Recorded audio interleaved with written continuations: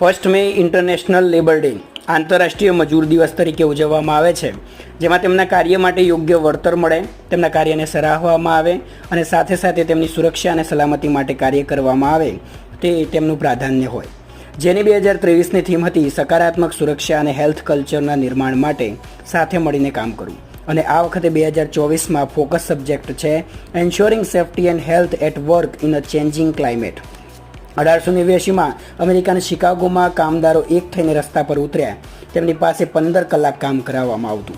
એ વખતે આંતરરાષ્ટ્રીય સમાજવાદી પરિષદ મળી અને એમાં દરેક મજૂરે 8 કલાક કામ કરવાનું નક્કી કરવામાં આવ્યું અને આ નિયમ અન્ય દેશોમાં પણ લાગુ કરવામાં આવ્યો. આ ચળવળને ધ્યાને રાખી 1 મે 1923ના રોજ ચેન્નઈમાં પ્રથમ વખત મજૂર દિવસની ઉજવણી કરવામાં આવી.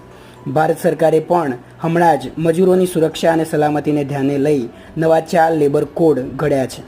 આવા ડેલી